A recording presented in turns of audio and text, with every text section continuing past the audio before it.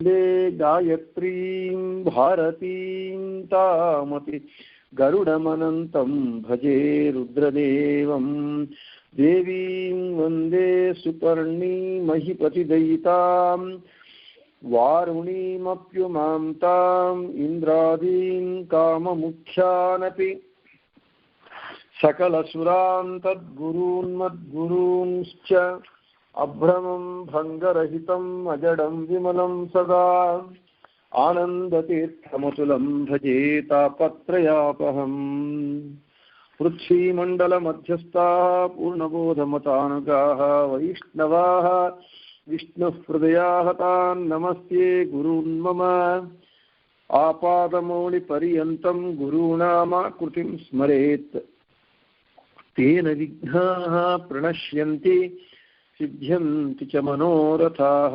श्री विद्यासागर माधव तीर्थगुरुभ्यो नमः। हरिः ओम्। नारायणं सुरगुरुं जगदेकनाथं भक्तप्रियं सकललोकनमस्कृतं च त्रैगुण्यवर्जितमजं विहुमाद्यमीशं वन्दे भवग्नममरासुरसिद्धवन्द्यं नारायणं नमस्कृत्य नरं चैव नरोत्तमं देवीं सरस्वतीं व्यासं ततो जयमुदीरयेत्। नारायणाय परिपूर्णगुणार्णवाय विश्वोदयस्थितिलयोन्नियतिप्रदाय ज्ञानप्रदाय विबुधासुर सौख्यदुःखसत्कारणाय वितताय नमो नमस्ते। जयत्यजोखण्डगुणोर्मण्डलः सदोदितो ज्ञानमरीचिमाली स्वभक्तहार्दोच्चतमो निहन्ता व्यासावतारो हरिरात्मभास्करः। श्रीगुरुभ्यो नमः। हरिः ओम्। గత కొద్ది నెలలుగా నా యొక్క ఆరోగ్య సమస్యతో మళ్ళీ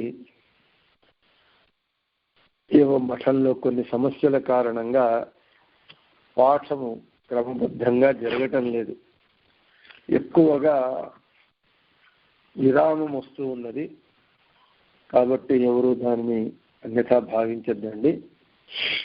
ఈరోజు మళ్ళీ పునః పాఠం ప్రారంభం చేస్తూ ఉన్నాను. మహాభారత తాత్పర్య నిర్ణయంలో 3వ అధ్యాయంలో మనము ఇంతవరకు 2 శ్లోకాలు చెప్పుకున్నాం. మొదటిది వేదవ్యాసుల వారి స్తోత్రము, రెండవది రాముని స్తోత్రము. ఈరోజు 3వ శ్లోకము కృష్ణుని స్తోత్రం చేస్తూ ఉన్నారు మధ్వాచార్యుల వారు ఈ గ్రంథాల్లో. జయత్య సంఖ్యోరుబలాంబు పూరో గుణోచ్చరత్నాకర ఆత్మవైభవః సదా సదాత్మజ్ఞ నదీభిరాప్య కృష్ణావతారో హరిరేక సాగరః.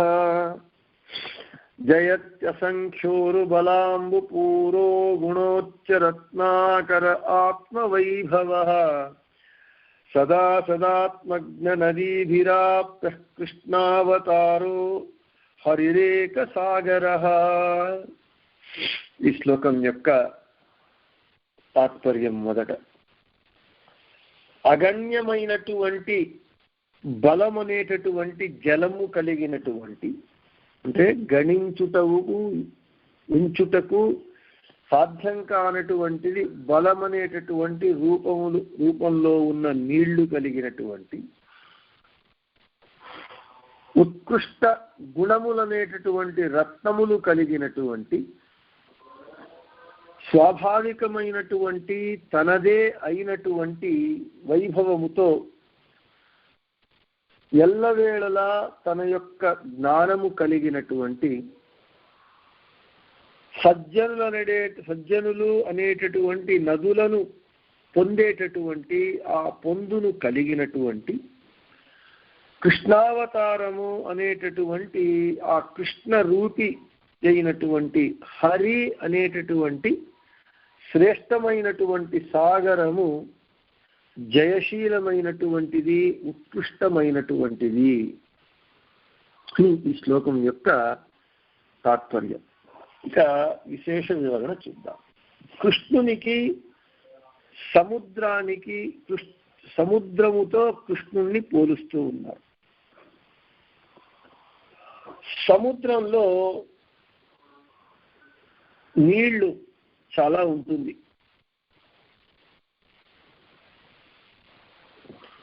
ఇక కృష్ణునికి సముద్రానికి కొంత సామ్యం ఉంటూ ఉన్నది. ఇక్కడ కృష్ణుని యొక్క మేని రంగు, శరీరపు రంగు, సముద్రపు రంగు ఒకటే. వీడు నీలవర్ణుడు, సముద్రము నీలవర్ణము. సముద్రములో నిండుగా నీళ్లు ఉంటుంది, లేదా సముద్రుడు నీరు నిండుగా కలిగి ఉంటాడు.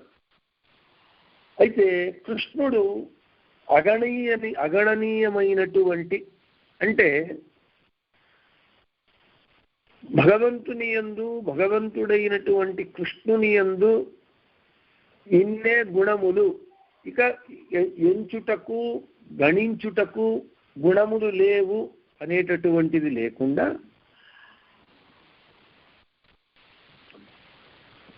అగణ్యమైనటువంటి బలం అనేటటువంటి జలము కలిగినటువంటి వాడు కృష్ణుడు అనేటటువంటి సాగరము. మామూలుగా మనం చూసేటటువంటి సాగరంలో నీళ్లు దండిగా ఉంటాయి. అయితే కృష్ణుడు అనేటటువంటి సాగరంలో అనంత గుణములు, బల రూప గుణములు అనేటటువంటి జలము కలిగినటువంటి వాడు కృష్ణుడు అనేటటువంటి సాగరం. సముద్రములో దోషం ఉంటూ ఉన్నది. సముద్రంలో ఉప్పు నీళ్లు ఉంటాయి, అదొక దోషం. సముద్రపు నీళ్లు మనకు పనికిరావు.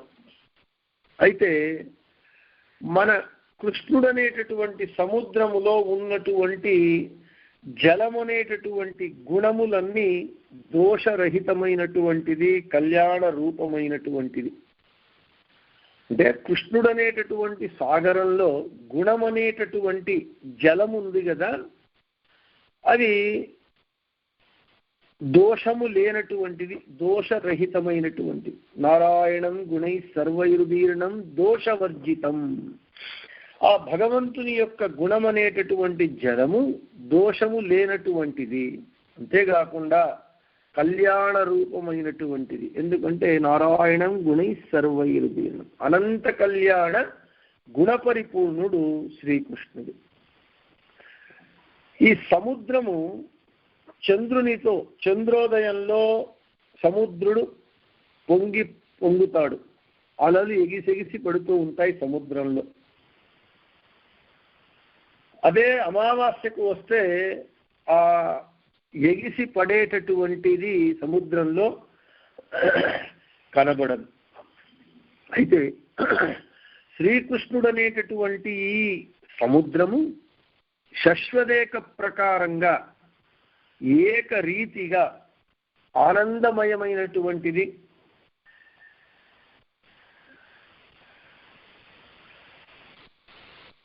ఈ సముద్రములో ఉప్పొంగటము, తగ్గటము అనేటటువంటిది లేకుండా ఏక ప్రకారంగా ఆనంద మయుడై ఉంటాడు ఈ కృష్ణుడు అనేటటువంటి సాగరం.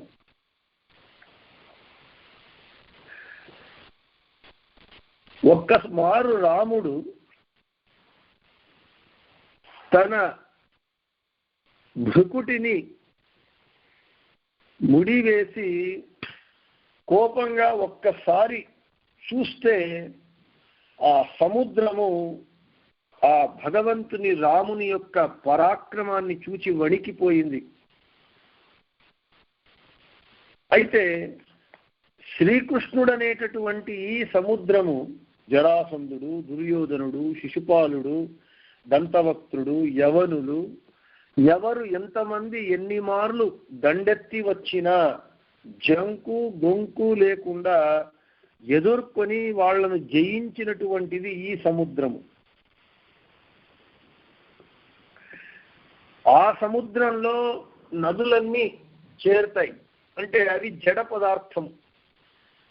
నదీ నదానాం సాగరోగతి అని, నదీ నదములన్నీ సముద్రాన్ని చేరుతాయి, అవి జడ పదార్థం. అయితే శ్రీకృష్ణుడు అనేటటువంటి సాగరాన్ని, సముద్రాన్ని చేరేటటువంటి నదులు ఏవయ్యా అంటే జీవనదులు. ఎవరు అంటే భగవత్ తత్వజ్ఞానాన్ని పొందినటువంటి భక్తులనేటటువంటి జీవనదులు కృష్ణుడనేటటువంటి సాగరాన్ని, సముద్రాన్ని చేరుతాయి ఈ నదులన్నీ. మనకు ఈ వ్యాఖ్యానకారులు ఈ విధంగా చెబుతూ ఉన్నారు, చూడండి. లౌకిక సాగరస్తు సూర్యచంద్రమసోరప్యవరః కృష్ణాఖ్య సాగరస్తు సర్వకాలేషు ఏక ప్రకారః అన్యస్తు దేశ మర్యాదయా లవణాది రూపేణ సప్త ప్రకారః కాల మర్యాదయా చ సముద్రం పర్వణి సృషేత్ ఇతి వచనాత్ పర్వణ్యేవ స్పృశ్యః అన్యదాతు అస్పృశ్యః భగవాన్స్తు వృద్ధి హ్రాస శూన్యః లౌకిక సాగరస్తు దినే దినే చంద్రోదయే వర్ధతే పునః హ్రసతే చంద్రాస్త సమయే పునః పునః వర్ధతే రసతే చ అతో అనయోర్మహదంతరమితి భావః. సముద్రానికి కృష్ణునికి పోలుస్తూ ఈ విధంగా చెబుతూ ఉన్నారు. మనకు లోకంలో కనబడేటటువంటి ఈ సాగరము సూర్య చంద్రుల కంటే తక్కువైనటువంటిది. ఈ సాగరములు లవణ సాగరము మొదలైనటువంటి సప్త సముద్రములు, 7 రీతి అయినటువంటి సముద్రములు ఉన్నాయి. సముద్రాన్ని మనం పర్వకాలంలో మాత్రమే స్పృశించాలి. పర్వకాలము లేనప్పుడు అంటే సూర్యగ్రహణము, చంద్రగ్రహణము, సంక్రమణము, ఇటువంటి పర్వకాలాల్లో మాత్రమే సముద్రాన్ని మనం తాకాలి, సముద్ర స్నానం చేయాలి. మిగిలిన సమయాలలో సముద్రాన్ని స్పర్శించకూడదు, అది అస్పృశ్యము. చంద్రోదయ కాలంలో సముద్రము వృద్ధి పొందుతుంది, ఇతర సమయాలలో అది కుంగిపోతుంది. దానిలో ఉన్నటువంటి నీళ్లు అపారమైన అనంతమైనటువంటిది కాదు, అంత్యము లేనటువంటిది కాదు. సముద్రం యొక్క వైభవము అదంతా కూడా స్వతంత్రమైనటువంటిది, తనదైనటువంటిది కాదు. అయితే ఆ వ్యాఖ్యానంలో ఉన్నదాన్ని నేను మీకు వివరిస్తూ ఉన్నాను. శ్రీకృష్ణుడు అనేటటువంటి సాగరము సర్వోత్తమమైనటువంటి సాగరము. అంతకంటే పెద్ద సాగరము, కృష్ణుని కంటే పెద్ద సాగరం ఇంకొకటి లేదు. ఈ సాగరానికి, సముద్రానికి వృద్ధి హ్రాసములుంటాయి, కానీ కృష్ణుడికి వృద్ధి హ్రాసము లేనటువంటి ఏక ప్రకారముగా ఉన్నటువంటి వాడు కృష్ణుడు అనేటటువంటి సాగరుడు. ఆ సముద్రము పర్వకాలములలో మాత్రమే స్పృశ్యమైనటువంటిది, పర్వకాలములు కానటువంటి కాలంలో అస్పృశ్యమైనటువంటిది. అయితే ఈ కృష్ణుడు అనేటటువంటి సాగరము సర్వకాలములందు స్పర్శించతగ్గది, స్పృశ్యుడు ఈ కృష్ణుడు అనేటటువంటి సాగరం. సర్వకాల సర్వావస్థలయందు సదా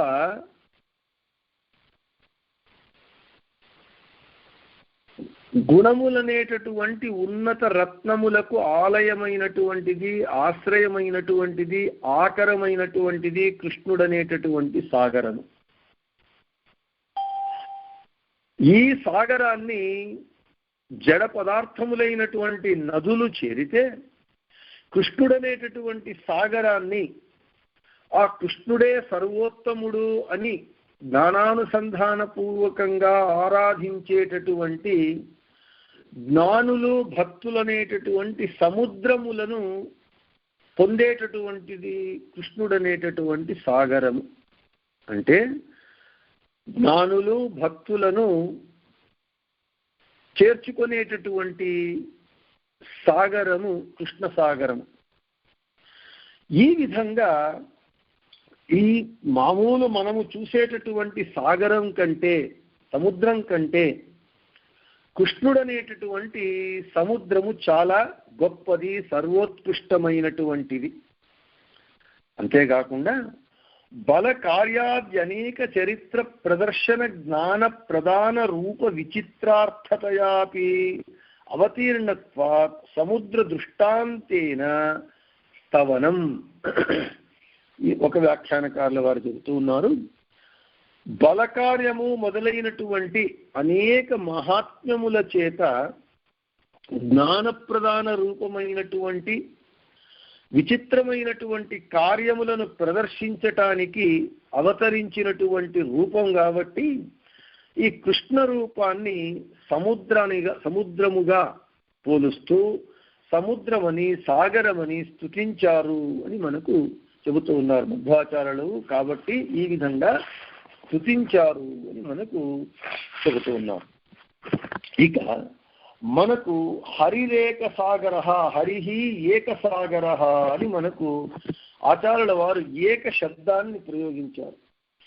ఈ ఏక శబ్దం ఎటువంటిది అంటే శ్రేష్టతావాచకమైనటువంటిది, సర్వోత్తమ భగవంతుని యొక్క సర్వోత్తమత్వాన్ని సూచించేటటువంటి శబ్దము.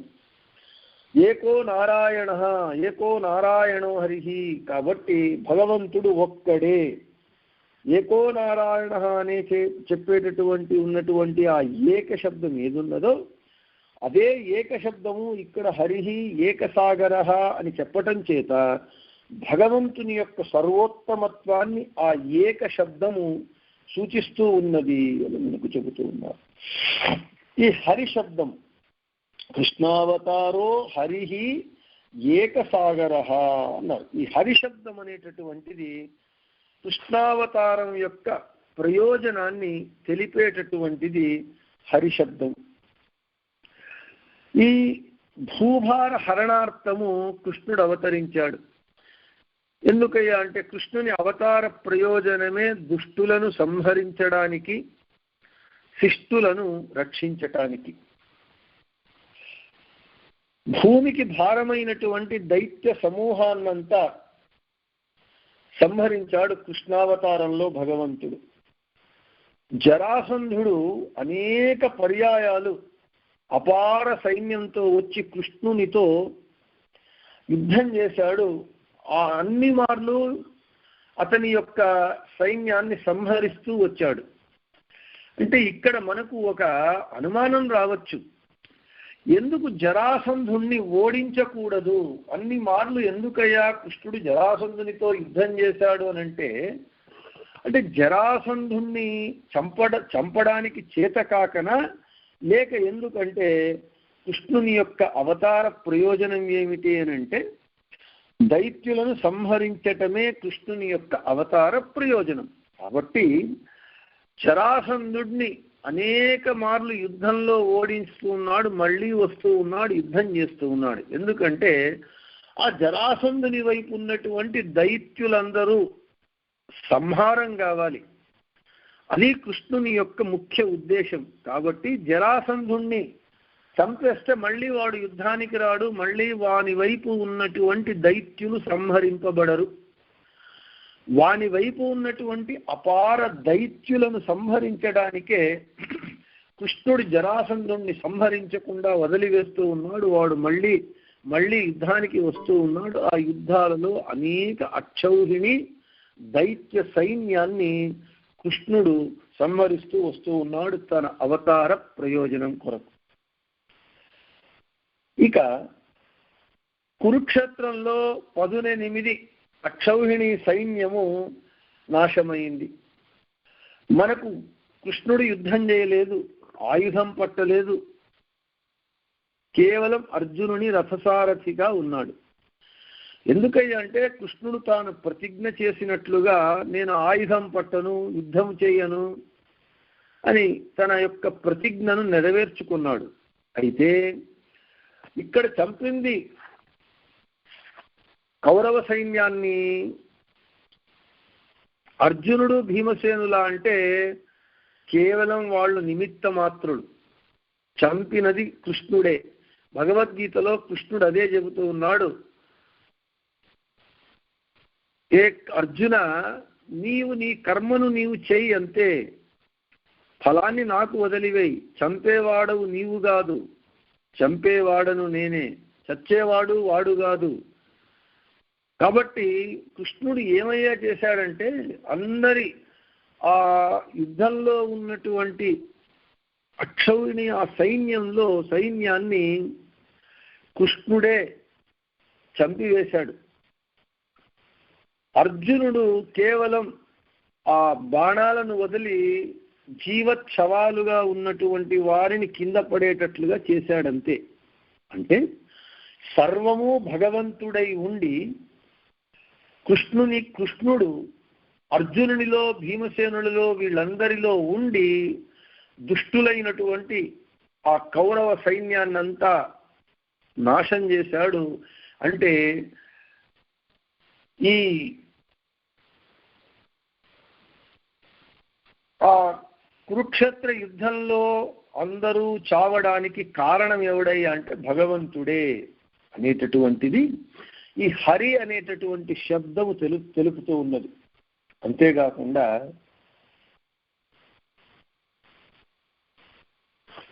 భక్తుల యొక్క అజ్ఞానాన్ని కూడా హరించి వేశాడు శ్రీకృష్ణుడు. ఎందుకంటే తన భక్తుడైనటువంటి అర్జునుడు కురుక్షేత్ర సమరాంగణంలో రథాన్ని నిలుపమని అడిగితే సారథి అయినటువంటి కృష్ణుడు రథాన్ని కురుక్షేత్ర సమరాంగణంలో నిలిపితే అర్జునుడు అజ్ఞానంతో మోహంతో వీళ్ళు నా బంధువులు, నేను వీళ్లను చంపలేను అని చెప్పి అస్త్ర సన్యాసం చేస్తే అజ్ఞానంలో ఉన్నటువంటి అంటే లేదా తన భక్తుడైనటువంటి అర్జునిలో ఉన్నటువంటి అజ్ఞానాన్ని 18 అధ్యాయముల గీతను బోధించి అజ్ఞానాన్ని హరించినటువంటి వాడు హరిశబ్దవాచ్యుడైనటువంటి శ్రీకృష్ణుడు. ఇక్కడ అర్జునుడు మనకు కేవలము అక్కడ ఒక సాంకేతికంగా అంతే. అయితే అర్జునుని మూలంగా తన భక్తులందరికీ కృష్ణ తత్వాన్ని భగవత్ తత్వాన్ని బోధించినటువంటి వాడు, తన భక్తులలో ఉన్నటువంటి అజ్ఞానాన్ని హరించి జ్ఞానాన్ని ప్రసాదించినటువంటి వాడు శ్రీకృష్ణుడు, హరిశబ్దవాచ్యుడైనటువంటి శ్రీకృష్ణుడు. ఇక రామావతారంలో సముద్రుణ్ణి జయించినటువంటి వాడు శ్రీకృష్ణుడు. రామావతారంలో సముద్రుడు తాను లంకకు వంతెనను కట్టడానికి సహకరించకపోతే ఒక్కమారు తాను కన్ను ఎర్ర చేస్తే, భృకుటిని ముడివేస్తే అర్జునుడు వణికిపోతూ, అయ్యా రామచంద్ర, నా మీద నీకెందుకయ్యా అంత కోపము, నేను నీ దాసుణ్ణి, ఏం చేయాలో చెప్పమని అడిగాడు. అంటే సముద్రుణ్ణి ఒక్క కను చూపుతో నియంత్రించినటువంటి వాడు రామావతారంలో శ్రీకృష్ణుడు. అదే రామావతారి అయినటువంటి శ్రీకృష్ణుడు శ్రీకృష్ణావతారంలో ద్వాపర యుగంలో అదే సముద్రంలోనే ద్వారకా పట్టణాన్ని కట్టినటువంటి వాడు శ్రీకృష్ణుడు. అంటే సముద్రము కంటే అన్ని విధాలుగా కృష్ణ సాగరము గొప్పది అని సముద్రముతో పోలుస్తూ కృష్ణుని యొక్క గొప్పదనాన్ని మధ్వాచార్యుల వారు ఇక్కడ ఉత్తమంగా మనకు వివరిస్తూ ఉన్నారు. కృష్ణుడు సముద్రంలో మనము ఒక వంతెన కట్టాలి అని అంటే ఎంత ఇబ్బంది పడుతూ ఉన్నాం, ఎంత వ్యయ ప్రయాసలకు మనము పడుతూ ఉన్నాం. అదే కృష్ణుడు ఎప్పుడో 5,000 సంవత్సరాల కిందట, అంటే ద్వాపర యుగంలోనే కృష్ణుడు సముద్రంలోనే ద్వారకా పట్టణాన్ని కట్టాడు.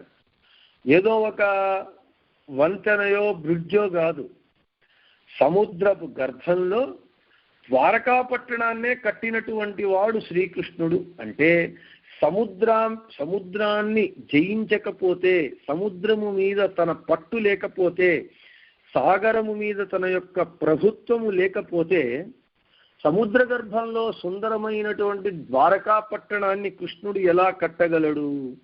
కాబట్టి అందుకే ద్వారకా నగరాన్ని సముద్ర గర్భంలో నిర్మించి సముద్రాన్ని జయించినటువంటి వాడు బలాంబపురాకృతి అయినటువంటి శ్రీకృష్ణుడు అని మనకి ఇక్కడ కృష్ణుణ్ణి సముద్రముతో పోలుస్తూ కృష్ణుని యొక్క గొప్పదనాన్ని, వైభవాన్ని మనకు ఇక్కడ వివరిస్తూ ఉన్నారు.